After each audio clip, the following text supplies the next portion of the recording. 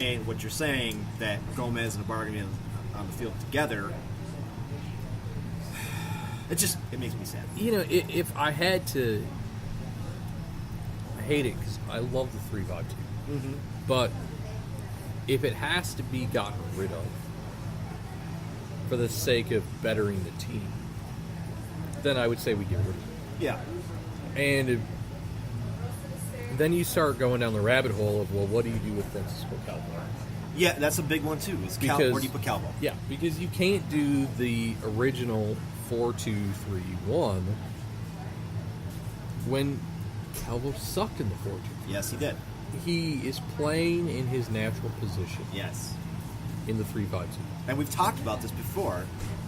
We talked about him being shoehorned into that position that he shouldn't have been in. Right. And now he's playing his natural position, and he's looked fantastic where he's supposed to be. He's had 3 assists. Exactly. Since he's come back from the World Cup. Exactly right, yeah. And so you have this issue where we're trying to fit players into systems that aren't working, and you can even pull Christian Ramirez back into this conversation, and it's a tough situation that we've got. Yeah.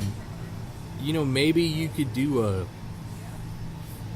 I suppose maybe you could do a 5 back line, but then you're sacrificing attacking. Yeah, I don't like that. And so I really think unless Gomez leaves, he will be in the rotation. But I think that we've gotten to a point now where I believe he understands that in order to win games, we need to score goals. And he has decided that this is the best attacking format he could do to score goals. Right. We're going to give up some goals, but we're going to try to score more goals than the other team. Right. Which is a complete 180 from the beginning of the season where it was, we're going to play defense. Exactly. And shoehorn Calvo into a place he doesn't want to be in. And he sucked it. Well, he was not good. Yeah. You know? So now we decided, hey, we're going to score goals. And the Guardian will love us because we're going to make it more exciting. Yeah, exactly right. So maybe we'll climb a few spots. Yeah. Perfect word, exciting. I mean, just to finish up on Ibarra here, I mean, it is exciting, isn't it? He's Peru. He's from Peru, as is Gomez, correct? No, Ibarra is from Ecuador.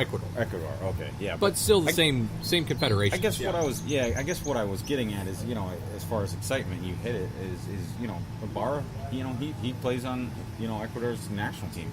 He had a goal in a World Cup qualifier. So, I mean, that should add some excitement. You got national players that are scoring World Cup qualifying goals. I mean, it was an eventual loss, but it's still a goal. Let's bring up the elephant in the room, though. He was injured. Yes. So when we signed him, he had an injury. Yeah. So, and I've commented on this a few times. I don't know if it's been the podcast though. I don't think so. About the fact that he had a metatarsal injury earlier in this year, and metatarsal injuries are obviously, I'm not a physician, so this is secondhand. They're fickle. Comments. They're fickle. Yes, and they're a lot like shin splints in the sense that once you do it, a person that uses their feet all the time, hence a soccer player, can re-injure all the time. Mm-hmm. He has been healthy, my understanding is, he's been healthy for the last roughly month and a half. Mm-hmm. But he hasn't worked himself back into the rotation. He hasn't played a game actually since the end of June. When we talk about foot injuries, especially with soccer players, they tend to come up again and again and again in all sports. I think anytime anybody has a lower body injury, they are prone to being injured more often than not. And so this becomes a problem if you're going to sign a guy who's 23.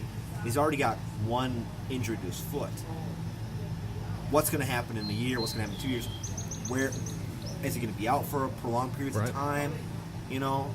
So, I think they take this risk because a lot of other teams probably didn't want to take the risk, but we did. Sometimes it works out. Right. In other sports, it has worked out in the past. Or it could end up being like Eric Miller. It could end up being like Eric Miller. You're right. You're right about that. Which, by the way, we've already talked about the LA game. Mm-hmm. He's questionable for the LA game. He played last week, on Wednesday, and he's already been injured. He played for, 10 minutes last week? Yeah. Yeah. So, I agree. There's an ability to take a risk, yes, and it pays off. And I think being that he's 23, yeah, there's a lot of upside to it. Well, I look at it like I'm a baseball fan too. I look at it like when you sign a pitcher who had Tommy John surgery and he's coming back from that, and there's a risk. You're paying a lower price, but there's a risk. But there's a big reward if he comes back and does better than what his contract, what he signed him for. Exactly. We did that with Louis. Is it? No, it's not. It's who's the guy we signed from the Yankees? Not Severino. It's the other guy. I can't think of his name. We signed the Twins signed him this year, but he's injured. I'm sorry, I'm drunk. Oh yeah, I know. He's injured all this year, and then we signed him to a 2-year contract. Pinero, yes. Yeah. We signed Michael Pinero to a 2-year contract this year, knowing full well he was going to be injured all year, come back from Tommy John. Yeah. Okay, and it was $5 million each year. So this $5 million this year, we're just throwing it out the window. Okay, but next year, if he comes back and he's healthy and does well for us, the $10 million we're paying for him is a huge payoff for a starting pitcher. So they look at it like a 1 year, $10 million contract. And that's, again, I think that kind of goes back to what this Ibarra Jr. we're getting right now is he was injured. We signed him. If he does well, huge payoff. It's a huge payoff. But if he doesn't do well, you're going to have a lot of people, ourselves included, who are going to go, why the frick did you sign this guy? Well, and the big thing is as MLS becomes more of a seller's league, you start having the situation, well, if he does do well, maybe at 26, someone in Europe's going to want him, and we're going to get transferred. Yeah, big payout. Yeah, you're right. So that's a big thing that I think it's a risk worth taking because, as we have discussed at length, Gomez is not particularly doing well. So if we do end up changing our formation up, he would for sure take Gomez's spot. Yeah. He's not a DP, so it's not a situation like that. So it's a reasonable risk. All right, so let's switch it. He might play tonight potentially. Yes, he's available to play. So let's get off of Barra Jr. Let's go to Angelo Rodriguez, who is our second designated player now. Correct. He's 29. He's big. He's a big guy. We saw his highlight package. He's a big player. Yep. The other thing too that I want to mention with him is he has played for 7 teams in 8 years, correct, which you commented on when we signed him. So he's been around the block a little bit. Yes, which I don't know is necessarily a good thing. Yeah, I think when you talk about players, or even in business, in real life business, if you get guys who have gone from place to place to place, obviously there's some bad with his good. Yeah. Well, that being said, though, I mean, okay, he has been to, you named it, eight different teams, and I mean, he's 29 years old. I mean, he's a little bit older than some of the other guys we've been talking about, so maybe that's an excuse. I'm not trying to give him an excuse, but I will say this: his last spot, Deportes Tolima, in Colombia, he played 1,259 minutes. And scored 6 goals and helped them win a title. He did win a title down for his club. You're right. So yes, a lot of teams, but his most recent stay was a successful one. You'd have to call it that.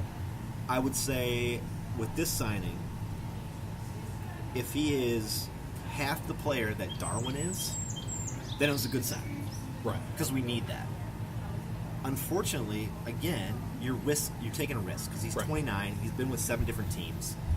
Yes, he won a championship, Dave, but a player like this, when he's been with 7 teams, he's been around everywhere. I don't know if we know what we're getting with him. It was highlight package, like I talked about, it was a lot of penalty kicks, okay? Right. So I don't know what type of player he's going to be. Is he going to be that brute forward type of guy who's going to, take up some space in the box and Darwin's going to be able to pass it to him and he's going to be able to get in there? Or is he not going to be able to do that in MLS? So, this is kind of what my nirvana is. Yeah. It's the idea that Rodriguez really is that Didier Drogba type forward, who he's not technically strong. I mean, you're not going to kick it to him and it's going to fly off 10 yards. Yeah. But you're not looking at the first touch necessarily as being this spectacular thing. He's going to put it where he needs to put it, and he's going to get a good run on goal. But he's not going to like drop it down on his. You're not going to drop it down on his foot, and he's going to be able to do all kinds of crazy stuff. He's a good brute. He's going to have good pace. He's going to complement Darwin Quintero in the sense that Didier Drogba would have complemented, say, Eden Hazard, where a very technical forward, a guy that could play wide, could play even into the 10 spot, whatever it might be. And he's going to be just different from Christian Ramirez in the sense that Ramirez is very good at hold up. Yep. He does a lot of stuff off the ball. Rodriguez is going to be the guy that side by side with Darwin Quintero is the perfect complement. The defense is going to have to figure out how to play both of these guys in different ways. Yeah. And so that's what you hope he's doing. That's my dream. Is he going to help on corners? I mean, he's going to be the type of guy who, on corners, in the box, in the scrum, is he going to get space? You would hope that. Yeah. Based on his profile, his size, everything. That's what I would think. Because he's going to be a strong suit. Terrible on corners this year. Yes. Terrible. And if he can come in and be a brute in the box, get some space, do things that our guys aren't doing right now, then I'm all for this signing. Right. But if he's going to come in and just be a flipping anchor out there and sit there and be a lump on the pitch, then I'm not going to be happy with this signing. Right. And I think another thing is we don't know the specifics of his signing, but I don't think it's very high. So there's that possibility that his contract could be paid down to drop out of the DP status. All right. In which case, fantastic. Then we gain another DP. Okay. I think overall, he's been healthy. There hasn't been any significant history of that. Okay. He's bounced around teams for whatever reason. Most of them have been loans. He has a goal rate very similar, slightly better than Christian Ramirez. So does he take Ramirez's spot? That's the big question. I would think yes. Yeah. I honestly think that Christian's days are numbered. And I think if you're a fan of, we all know, most of us are fans of Christian Ramirez, but I think you'd have to hope that is the case from the team standpoint. Right. I mean, if he comes in and takes his position, I think you'd probably call that a successful signing. If he's better than Christian, hell yeah, I'll take it. Yep. I love the guy, but I'll take that. Yeah, and that's the big thing that even after the New England game, I retweeted my comments about Christian Ramirez not fitting our system. And I said, look, he had a really good goal. He had some good hold-up play. But that doesn't change my opinion. Yeah. He sounds like a fantastic guy. Yeah. He's a very cool asset to this team. But I don't think he fits the system. I think Rodriguez fits this system better. Yes.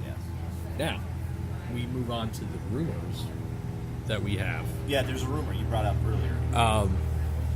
If Nicholas Benedetti actually does come to Minnesota, there is zero place for Christian Ramirez. He's out. Because I could make an argument that you could pull Darwin into midfield as number 10 and provide space for Rodriguez and Ramirez to play next to each other. Yeah.